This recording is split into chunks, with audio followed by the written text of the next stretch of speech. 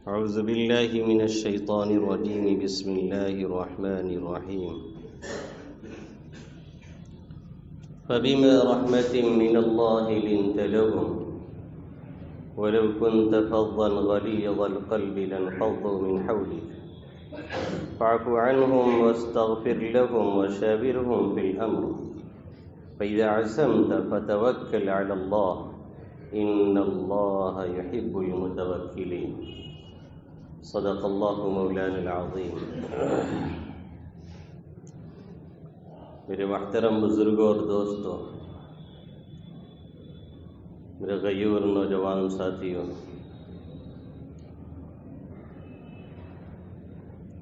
عام طور پر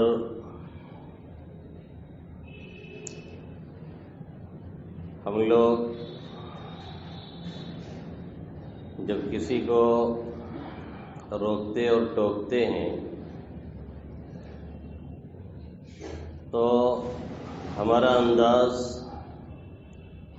یا ہمارا رویہ اس کے ساتھ ایسا ہوتا ہے کہ ایسا لگتا ہے کہ ہم صرف اس کی غلطیاں ہی نوٹ کرتے ہیں اور اس کی اچھائیوں کی طرف ہماری نظر کبھی نہیں اٹھتی ہے، اور سننے والا بھی یہی محسوس کرتا ہے کہ یہ گھر کی اس مکھی کی طرح سے ہے جو گندگیوں پہ بیٹھنے کی عادی ہوتی ہے۔ وہ یہ سمجھتا ہے کہ ان کو بھی بس ہماری برائیاں ہی دکھتی ہیں اور اچھائیوں پہ کبھی یہ نظر نہیں ڈالتے۔ نتیجہ یہ نکلتا ہے کہ وہ شخص ہماری بات کا نہ صرف یہ کہ اثر نہیں لیتا بلکہ ہم سے متنفر بھی ہونے لگتا ہے، دور بھی ہونے لگتا ہے۔ جس کے ذہن میں یہ بات بیٹھ جائے کہ سامنے والا ہمارے کام میں، ہماری ذات میں صرف خرابیاں ڈھونڈنے کا عادی ہے اور کیڑے نکالنے کا عادی ہے، تو ظاہر ہے وہ ہمارے اور آپ کے قریب کیوں کر آئے گا۔ ہمیشہ کوئی اپنا ہو یا غیر ہو، کوئی سچا دوست ہو یا پکا دشمن ہو، کبھی بھی عدل و انصاف کا دامن ہاتھ سے نہیں ڈالنا چاہیے۔ اللہ فرماتا ہے قرآن مقدس میں وَلَا يَجْرِمَنَّكُمْ شَنَآنُ قَوْمٍ عَلَىٰ أَلَّا تَعْدِلُوا اعْدِلُوا هُوَ أَقْرَبُ لِلتَّقْوَىٰ وَاتَّقُوا اللَّهَ وَلَا يَجْرِمَنَّكُمْ شَنَآنُ قَوْمٍ عَلَىٰ أَلَّا تَعْدِلُوا۔ کسی قوم سے اگر دوستی ہے، کسی قوم سے اگر دشمنی ہے تو ہمیں اس بات پر نہ ابھارنے پائے کہ ہم عدل انصاف کا دامن ہاتھ سے چھوڑ دیں۔ ہمیشہ عدل کرنا چاہیے، ہمیشہ انصاف پر برقرار رہنا چاہیے۔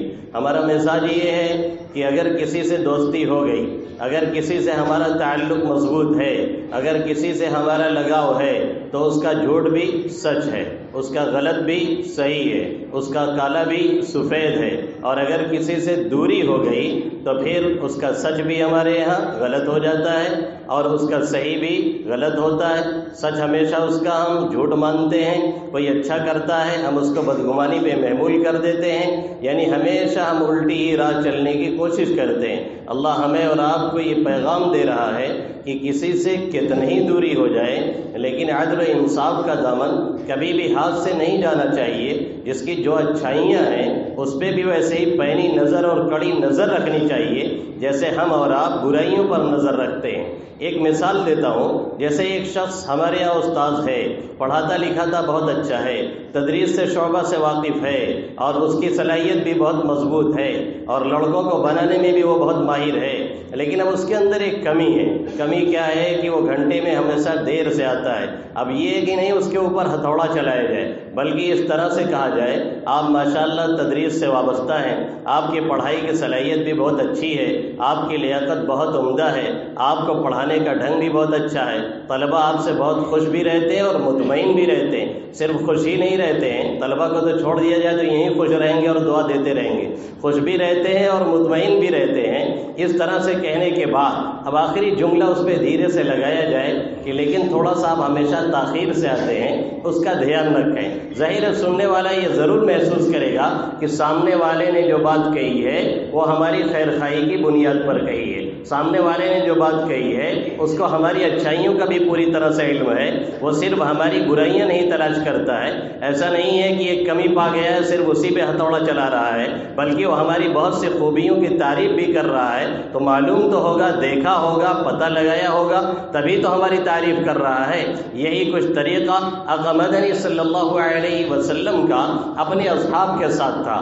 آپ کا طریقہ اپنے صحابہ کرام رضوان اللہ تعالی علیہم اجمعین کے ساتھ اتنا عمدہ رویوں پر مشتمل تھا، اتنا اچھا پیغام آپ دیتے تھے اور اتنا اچھا سلوک ان کے ساتھ کرتے تھے کہ ہر صحابی آقا مدنی صلی اللہ علیہ وسلم کا گرویدہ رہتا تھا۔ صحابی کیوں نہ گرویدہ ہو جب غیر بھی آپ کی تعریف کرتے تھے، جب آپ کے اخلاق کا عالم یہ تھا کہ وہ حسن خلق سے دشمن کے رخ کو موڑ لیتے تھے، عطا و لطف سے ٹوٹے دلوں کو جوڑ لیتے تھے۔ وہ صبر و علم کا عالم دعا دی دشمن جا کو، نہ اپنے ہاتھ سے مارا کسی انسان و حیوان کو۔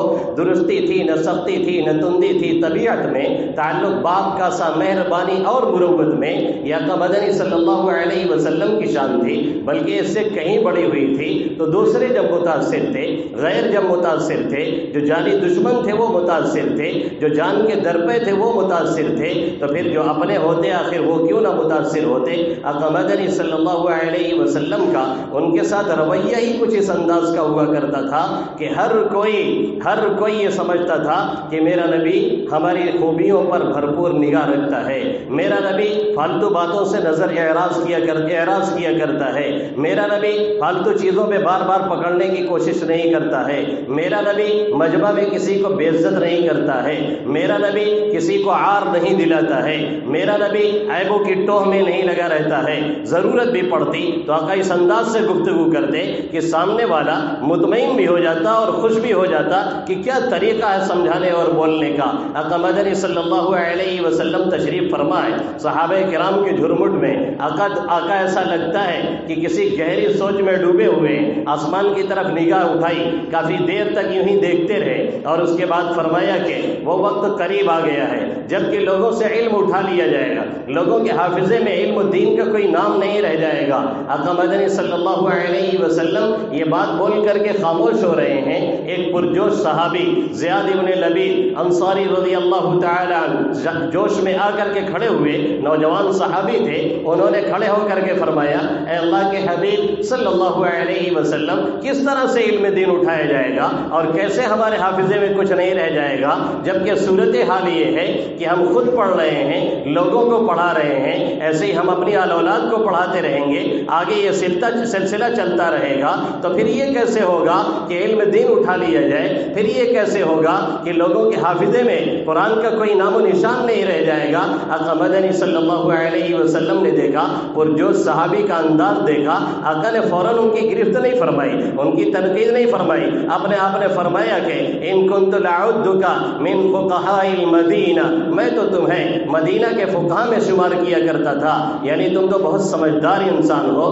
بڑے عالی دماغ انسان ہو، تمہاری صلاحیت کافی اچھی ہے۔ اس کے بعد آقا مدنی صلی اللہ علیہ وسلم نے تعریف کرنے کے بعد پھر اگلی بات کہی جو کہنے کی تھی۔ آپ نے فرمایا کہ زیاد تمہاری ماں تم پر روئے، تمہاری ماں تمہیں گم کرے، یہ کبھی جملے بددعائیہ ہوتا ہے اور کبھی یوں ہی کہہ دیا جاتا ہے۔ آقا مدنی صلی اللہ علیہ وسلم نے اس انداز سے کہہ کر کے اور اس کے بعد فرمایا، کیا یہود و نصارہ کے پاس توریت و انجیل نہیں تھی؟ کیا وہ لوگ ایک دوسرے کو پڑھتے پڑھاتے نہیں تھے؟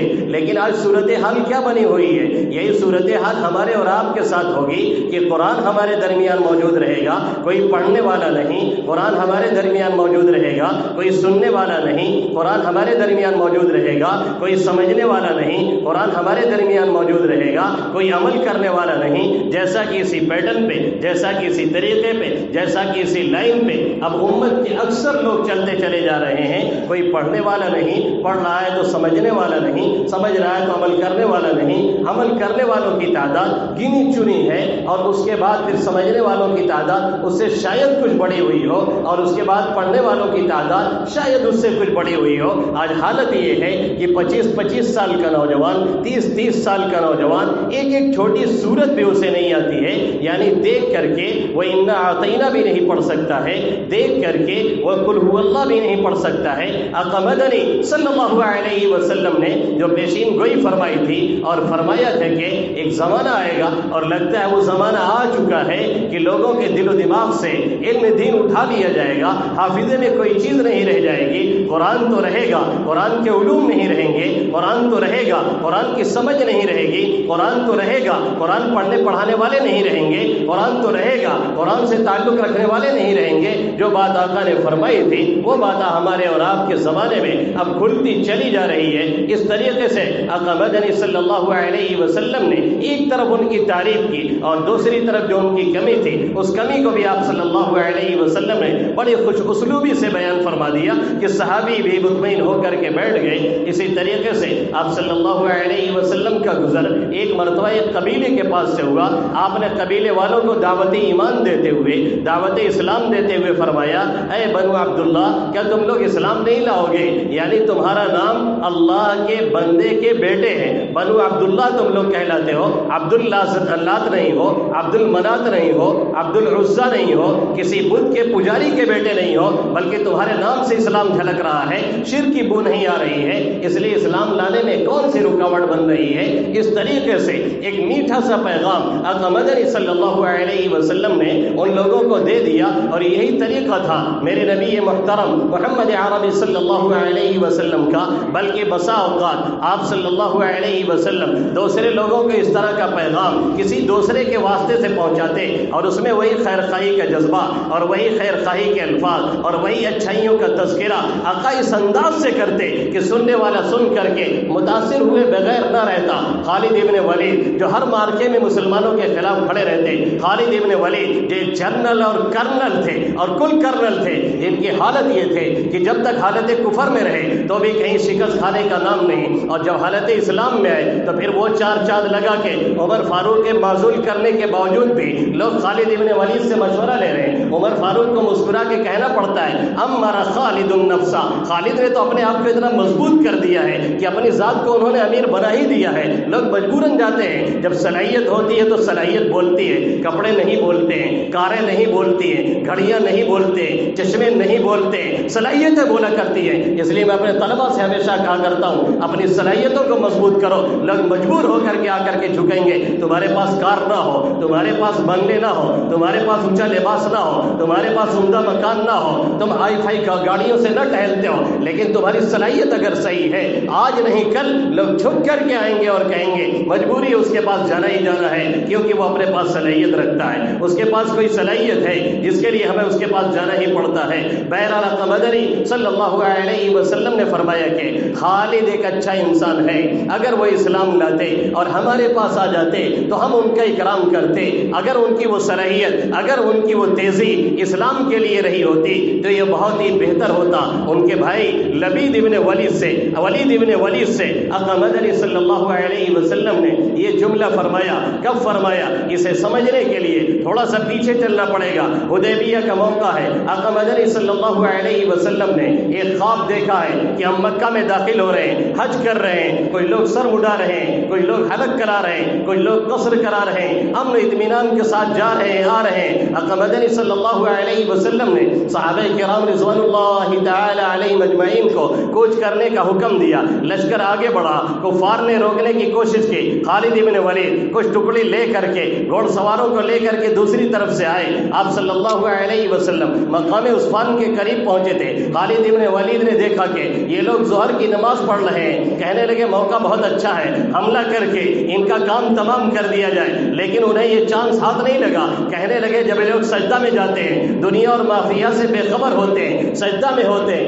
ان کو کچھ پتہ نہیں ہوتا ہے، اس لیے جب یہ دوبارہ نماز پڑھیں گے اور سجدے میں جائیں گے، اب ان کے اوپر وار کرنا ہے۔ لیکن وہاں نظام دوسرا تھا، سیٹلائٹ سسٹم تھا۔ اللہ رب العزت نے اطلاع فرمائی، آیت خوف نازل ہوئی، وَإِذَا كُنْتَ فِيهِمْ فَأَقَمْتَ لَهُمُ الصَّلَاةَ فَلْتَكُنْ طَائِفَةٌ مِّنْهُمْ مَعَكَ وَلْيَأْخُذُوا أَسْلِحَتَهُمْ۔ آیت خوف نازل ہوئی، جس میں یہ سمجھایا گیا کہ آقا جب نماز پڑھ رہے ہوں، ایک ٹکڑی، ایک دستہ آپ صلی اللہ علیہ وسلم کے ساتھ رہے اور ایک مسلح پہرا دیتا رہے، اور اس کے بعد پھر جب وہ لوگ فارغ ہو جائے، دوسری جماعت آئے، وہ اپنی نماز پوری کرے۔ اس طریقے سے پہرے داری چلتی رہی۔ خالد ابن ولید نے دیکھا تو کہا اس بندے کی حفاظت کی جا رہی ہے، اس پہ حملہ کرنا آسان کام نہیں ہے۔ آقا نماز سے فارغ ہوئے، بہرحال صلح حدیبیہ ہوئی، وہاں سے روانگی کے جب ٹائم آیا آقا نے دائیں طرف کا دوسرا راستہ اختیار کیا تاکہ خالد ابن ولید کے قریب سے آقا نہ گزرے۔ یہ صلح پہ مبنی ہوا اور نتیجہ یہ نکلا کہ آقا مدنی صلی اللہ علیہ وسلم کو پھر مدینہ واپس آنا پڑا اور یہ طے پایا کہ اگلے سال آپ تشریف لائیں اور آ کر کے عمرہ کریں اور 4 دن مکہ المکرمہ میں رہیں۔ اس وقت آپ کو چھیڑا نہیں جائے گا، آپ سے جنگ نہیں کی جائے گی، لیکن اتنی ہی اجازت ہے، اس سال آنے کی اجازت نہیں، اگلے سال آپ تشریف لائیں گے اور 4 دن مکہ میں رہیں گے، اس سے زیادہ کی اجازت نہیں۔ آقا واپس جاتے ہیں، خالد ابن ولید مکہ کی گلیوں میں ٹہلتے ہیں اور دل میں یہ سوچتے ہیں اب ہمارے اوپر زمین تنگ ہوتی جا رہی ہے، اب لگتا ہے کہ محمد یہاں بھی آئے گا، اب آ کر کے یہاں بھی ہنگامہ کرے گا۔ اس لیے سوچا کہ میں اگر چلا جاؤں حبشہ نجاشی کے یہاں تو زیادہ بہتر ہوگا۔ پھر کہنے لگے نجاشی تو خود اسلام قبول کر چکا ہے، وہ تو آقا کا ہمنوا بن چکا ہے، یہاں کے لوگ جا کر کے اس کے یہاں پناہ لے رہے ہیں، وہاں جانا میرے لیے ٹھیک نہیں ہے، میں ہرقل چلا جاؤں رومیوں کے ہاں۔ پھر کہنے لگے میں ایک عرب ہوں، عجم میں جا کر کے بسوں۔ عربیوں کے لیے یہ انتہائی گھٹیا بات ہے کہ عرب ہونے کے باوجود وہ عجمیت اختیار کر لیں، اس لیے باہر جانے کے لیے وہ تیار نہیں، ان کا ذہن و دماغ اب ان کو سمجھ میں نہیں آ رہا ہے کیا کروں۔ اتنے میں آقا مدنی صلی اللہ علیہ وسلم کا وہ وقت پورا ہوا، آقا تشریف لاتے ہیں، حج کے لیے مکہ میں گھستے ہیں، خالد ابن ولید کہیں دور جا کے چھپ جاتے ہیں، آقا 4 روز رہتے ہیں، طواف کرتے ہیں، عمرہ کرتے ہیں، ادھر ادھر راستوں پہ جاتے اور آتے ہیں اور مکہ کی گلیوں میں ٹہلتے ہیں، پرانے گھروں میں جاتے ہیں، پرانی یادیں تازہ کرتے ہیں۔ اتنے میں بہت سے لوگوں کا سامنا بھی ہوتا ہے، خالد ابن ولید کہیں ملتے نہیں، خالد ابن ولید کہیں دکھتے نہیں۔ آقا مدنی صلی اللہ علیہ وسلم نے ان کے بھائی ولید ابن ولید سے پوچھا خالد ابن ولید کہاں ہے؟ انہوں نے فرمایا مجھے پتہ نہیں ہے۔ آپ نے فرمایا کہ اس جیسا شخص اسلام سے دور نہیں رہ سکتا ہے، اگر وہ ہمارے پاس آئیں گے ہم ان کا اکرام کریں گے اور ان کو ہم عزت سے نوازیں گے۔ اگر ان کی یہی رفتار، اگر ان کی یہی تیزی اسلام کے لیے استعمال ہوتی تو بہت ہی بہتر ہوتا۔ آقا مدنی صلی اللہ علیہ وسلم وہاں سے عمرہ کر کے فارغ ہوتے ہیں، واپس ہوتے ہیں، ان کے بھائی ان کی تلاش میں نکلتے ہیں، ملاقات نہیں ہوتی ہے۔ ایک خط لکھتے ہیں کہ ولید ابن ولید کی طرف سے آپ کے نام تم پر سلامتی ہو، تو جیسا انسان جو ایک ذی شعور ہے، ایک ہوش مند انسان ہے، اب تک اسلام سے دور ہے، یہ ہماری سمجھ سے باہر ہے۔ تو جیسا انسان اسلام سے کب تک دور رہ سکتا ہے جس کی سوچ اور فکر صحیح ہے۔ میں نے سنا آقا مدنی صلی اللہ علیہ وسلم تمہارے بارے میں مجھ سے پوچھ رہے تھے اور کہہ رہے تھے کہ خالد ہے کہاں؟ خالد جیسا خالد جیسا انسان اسلام سے دور رہے یہ ہو نہیں سکتا ہے۔ خالد جیسا انسان اگر ہمارے پاس آئے ہم اس کا اعزاز و اکرام کریں گے، اگر اس کی یہ تیزی، اگر اس کی تلوار کی رفتار اور دھار اسلام کے لیے چلتی تو بہت ہی اچھا ہوتا۔ حضرت خالد کہتے ہیں یہ خط مجھے ملا، میں نے پڑھنا شروع کیا، پڑھنے کے بعد میرے دل کی کیفیت بدل گئی، ایسا اثر ہوا کہ میں نے ارادہ کر لیا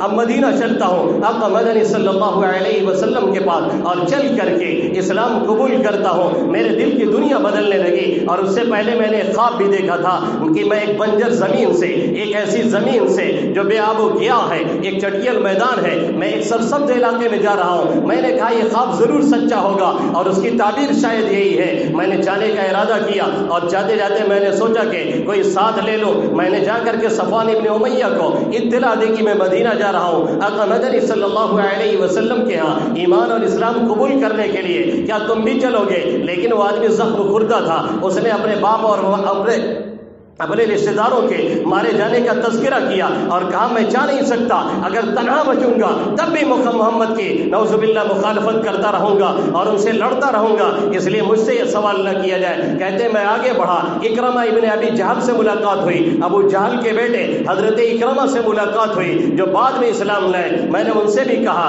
کہ ہو سکتا ہے یہ شخص ساتھ میں چلنے کے لیے تیار ہو جائے، اس نے بھی وہی کہا میرے باپ دادا مارے جا چکے ہیں، یہ زخم ابھی بھرا ہے، یہ زخم ابھی ہرا ہے بھرا نہیں ہے، اس لیے جانے کا سوال نہیں پیدا ہوتا ہے۔ میں آگے بڑھا اور جانے کے ارادے سے آگے نکلا، میں نے دیکھا عثمان ابن طلحہ ٹہل رہے ہیں، سوچا کہ ان سے بھی میں کچھ تذکرہ کر دوں۔ پھر میں نے سوچا کہ دو سے تذکرہ کیا، اس کا نتیجہ یہ نکلا ہے، اب ان سے کہنے کا کوئی فائدہ نہیں۔ پھر یہ سوچتے سوچتے لاؤ کہی دو، کہنے کے بعد تو مجھے نکلنا ہی ہے، اب مجھے روکنے والا کون ہے؟ اس لیے میں نے ان سے بھی تذکرہ کیا، انہوں نے وہی باتیں دہرائی، لیکن اس کے بعد کہنے لگے کہ ہاں میں آپ کے ساتھ چلتا ہوں اور چلنے کے لیے تیار ہوں۔ میں نے کہا میری سواری تیار ہے، ایڑ لگانے کی دیر ہے، میں نکلنے والا ہوں۔ انہوں نے فرمایا کہ ٹھیک ہے، جب بھی جو نکلے وہ مقام یاجج میں پہنچ کر کے اپنے دوسرے ساتھی کا انتظار کرتا رہے۔ میں لوٹ کر کے آیا، میں نے صبح ہونے کا انتظار کیا، تہجد کے وقت میں اٹھا، پاؤں پھٹنے سے پہلے اپنی سواری کو تیزی سے دوڑایا اور یہ سوچ کر کے کہ کسی کو اطلاع نہ ہونے پائے،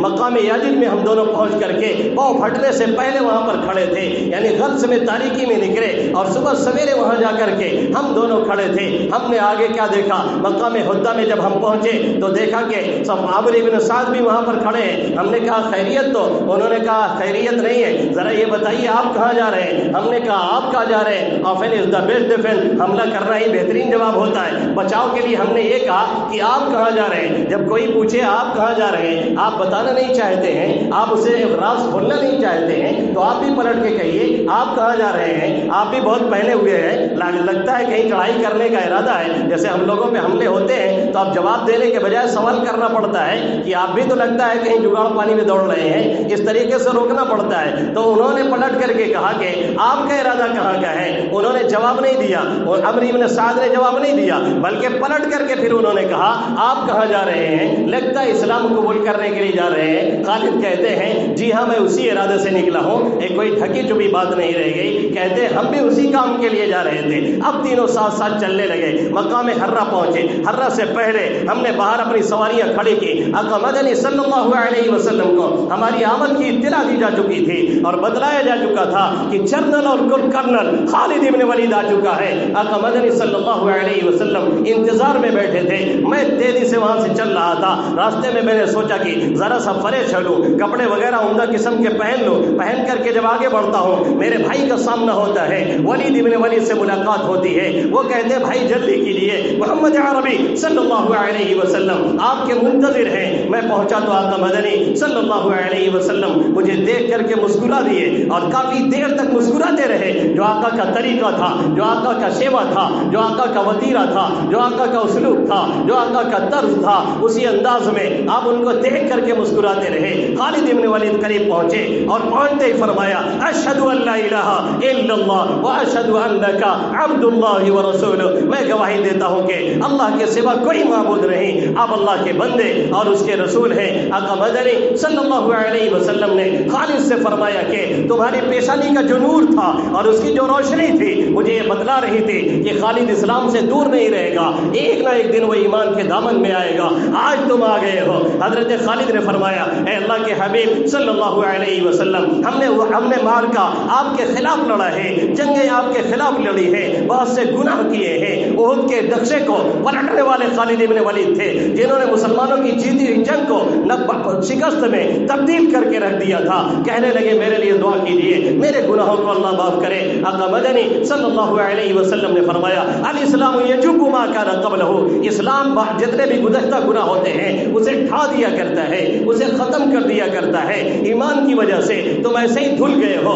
جیسے آج پیدا ہوئے ہو، پھر بھی خالد ابن ولید کا دل مطمئن نہیں ہو رہا ہے۔ کہتے لیے میرے لیے دعائے مغفرت کیجیے۔ آقا فرماتے ہیں اللہم اغفر لخالد ابن ولید، اے میرے ربا خالد ابن ولید کی مغفرت فرما۔ اس طریقے سے خالد ابن ولید حالت دامن اسلام میں آئے اور اس کے بعد پھر وہ کارنامے خالد ابن ولید نے انجام دیے کہ کئی ہفتے اگر سنائے جائے تو ختم ہونے والی نہیں ہے۔ پھر خالد ابن ولید ایسے جنرل تھے، ایسے کرنل تھے جو کسی مقام پہ نہیں ہارے۔ پھر خالد ابن ولید تھے کہ فتح مکہ میں دوسری طرف سے گھس رہے ہیں، آقا دوسری طرف سے آ رہے ہیں، امن و امان کا اعلان ہو چکا ہے، خالد کو پتہ نہیں ہے، کچھ لوگوں سے جھڑپ ہوتی ہے، منٹوں اور سیکنڈوں میں 8-10 لاش گرا دی جاتی ہے، کسی بھی جنگ میں خالد کھڑے ہوتے 5 تلواریں ٹوٹ جاتی تھی دشمنوں کو کاٹتے کاٹتے، یہ خالد ابن ولید ایک جنرل اور کرنل کی شکل میں جو ایمان اور اسلام کی حالت میں آئے، اس کا مین سبب وہ آقا مدنی صلی اللہ علیہ وسلم کا پیغام تھا جو ان کے بھائی کے واسطے سے آپ نے بڑی خوبیوں کے صفحات میں لپیٹ کر کے ان کے پاس بھیجا تھا کہ خالد بڑا نیک انسان ہے، اس کی پیشانی سے نور چھڑک رہا ہے، وہ اسلام میں آ سکتا ہے، ایسا عقل مند انسان اسلام اور ایمان سے کب دور رہ سکتا ہے؟ اس لفظ نے ان کے دل کی دنیا بدل ڈالی۔ اگر ہم بھی لوگوں کی خوبیوں کا، لوگوں کی اچھائیوں کا ایسے ہی باریکیوں سے جائزہ لیں جیسے برائیاں ان کی دیکھتے رہتے ہیں اور ان کی اچھائیاں بیان کر کر کے پھر اس کے بعد کسی غلطی پہ کمنٹمنٹ دیں اور وہ بھی خوش اسلوبی کے ساتھ، وہ بھی اچھائی کے ساتھ، لوگوں کو یقین ہوگا یہ بندہ جیسے برائیوں پہ نظر رکھتا ہے ایسی اچھائیوں پہ نظر رکھتا ہے، لوگوں کو سمجھ میں آئے گا یہ بندہ جیسے کبھی کوئی برائی دیکھتا ہے ایسے ہی ہمیشہ اچھائیاں بھی دیکھا کرتا ہے، اچھائیوں پہ اس کی نگاہ زیادہ ہوتی ہے، برائیاں کم دیکھتا ہے۔ اس طریقے سے جب ہم معاملہ کریں گے تو نتیجہ یہ نکلے گا کہ سامنے والے کے دل میں ہماری بھی عزت اور عظمت بیٹھے گی اور ہمارے جملے اس کے لیے تبدیلی کا کام کریں گے۔